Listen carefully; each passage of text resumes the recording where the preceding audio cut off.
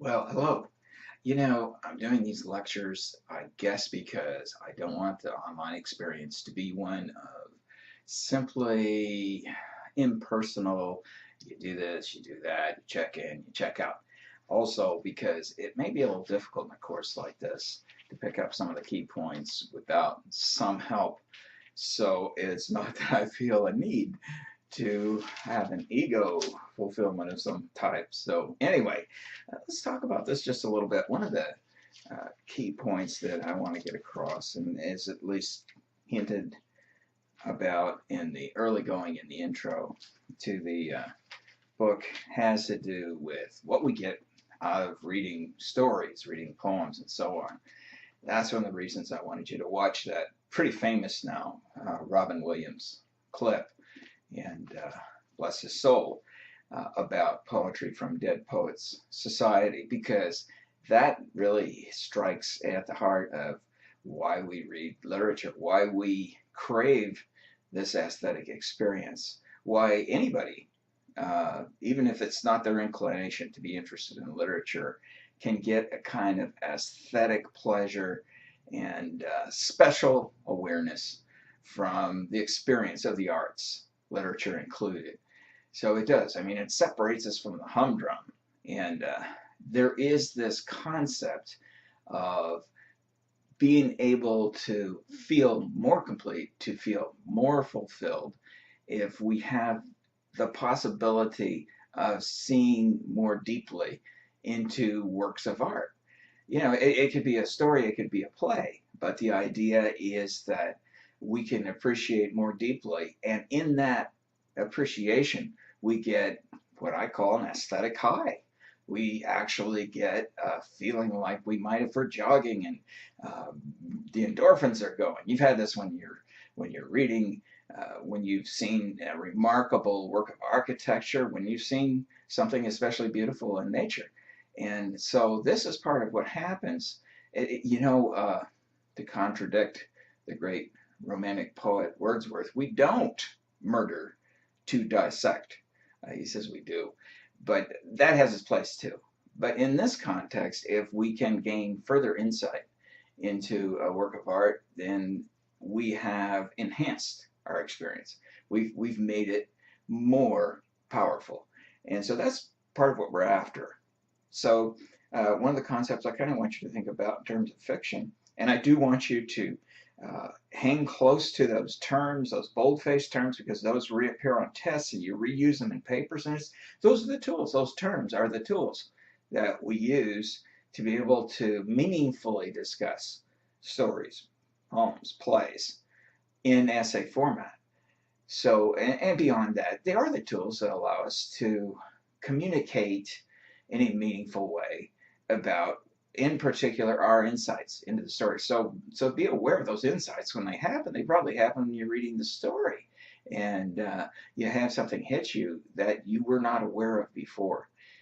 Joseph Campbell says, in one sense, we are the heroes of the myths that we read.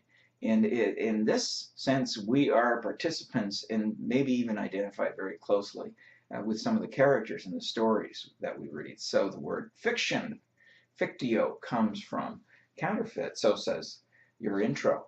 And what could be further from the truth in some ways? That is, I want you to think about what is true about fiction. Are there psychological truths? Is there a major truth that emerges from the story in the form of theme? So I want to go to theme right away, even though it's not really covered in this section. It's something that's going to recur again and again, even very early. So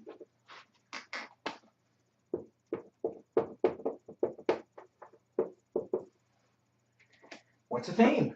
Well, underlying idea, implied statement, but it's certainly not going to be a tag line that's clearly in whatever it is that you've read. And so you have to dig for a theme compared to an archaeologist in your text. That is, you have to really, by the way, that's later on, it's not in this section, but you really have to do some thinking about it and try to extract the theme. So when we talk about a story like Rose for Emily, there are themes, and we may not always agree about what a good statement of theme is. What we do know is that it isn't, and it's an implied uh, underlying idea that emerges from the story in your understanding of it.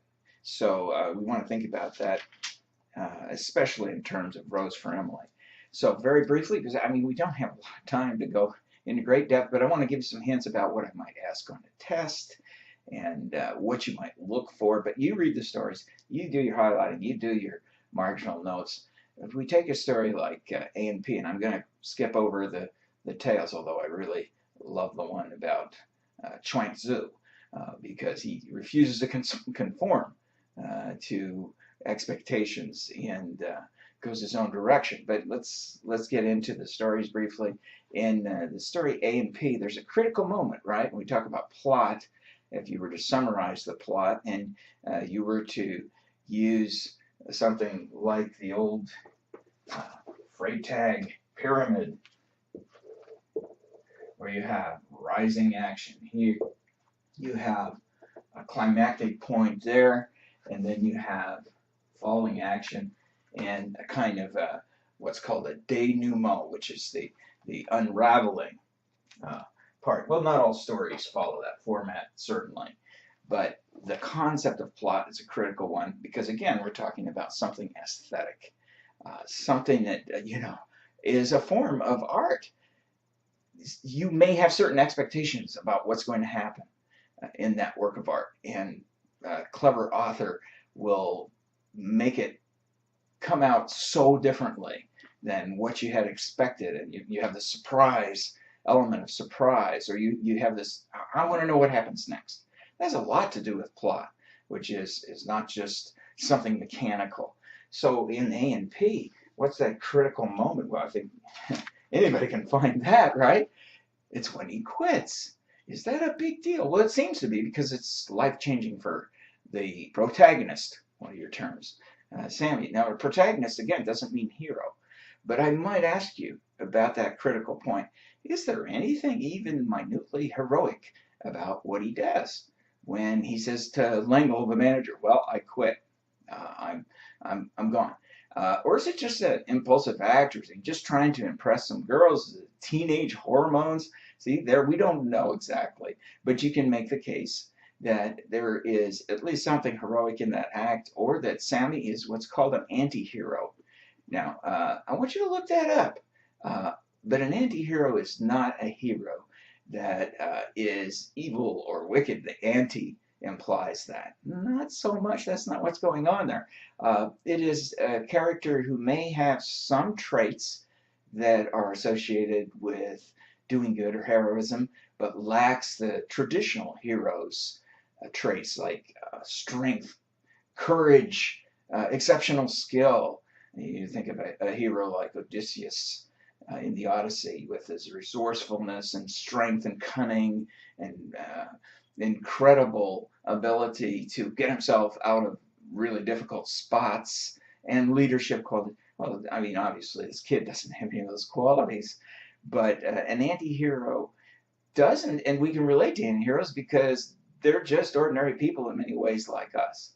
So you can make the case, and that's what you do when you write these essays. You argue for your point. You don't just have some lukewarm summary that you put out there for no particular purpose. You argue strongly for your point. You use those skills of argumentation, which we're going to be getting into and tying into our reading. So, wow, this is going to be very fast, but what else can I do? So in Rose for Emily, we have all kinds of questions we can ask about this, but one critical question is, why does Faulkner give her a rose? Why the title? Because it seems as though here we've got a murderess. Well, it doesn't seem. Yet she sleeps with a dead man, Homer Barron. So what is, if anything, redeeming about her? She is seen as perverse in many ways, even by her colleagues in the Old South. But is there something there that has to do with a very rich and powerful theme that goes hand in hand with Faulkner's very rich and powerful prose? That is his diction and his way of wording the story, which in itself gives us an aesthetic sense of pleasure just by reading that. I'm going to try to find an audio version of it. You can hear sections of it in the video, which you'll be watching for your comparison contrast essay, which we'll be just building this week. We're going to work on a draft this week, and then work on peer review of the draft and my interaction with your draft next week, and then finally work it into a final draft, which compares the video and the written story. But getting back to the power of the story and maybe some suggestions as to themes here, I'm just going to ask some questions. What happens when an individual or a society absolutely refuses to accept change, progress? Is there in tradition? Certainly, I'm going to answer my question, it's rhetorical. Is there something worth preserving? Obviously, that's why we do keep certain traditional values alive. That's why we do try to salvage historical buildings and make them into sites that everybody can enjoy instead of, I hope, always just destroying them and putting a Walmart right there where the building was going to be. So there is that sense of the decay of the Old South. Some of it natural, some of it accelerated by people like Homer Barron who come in to do what? Pave the streets. But while they do, they take and they take and they take, and in many ways they simply destroy the richness of the heritage of the Old South in this case, which really represents the history and the accumulation over time of the architecture, the values. We're not talking obviously here about slavery, but the values that are worth holding on to. So if one absolutely refuses to accept change, this is a little bit like what Emily is involved in, isn't it? What are the results of that? One literary critic says, well, then if you operate that way, you end up loving in some way death and embracing death, as Emily Gerson does. So, but what about the other sides? We've got this kind of tug of war.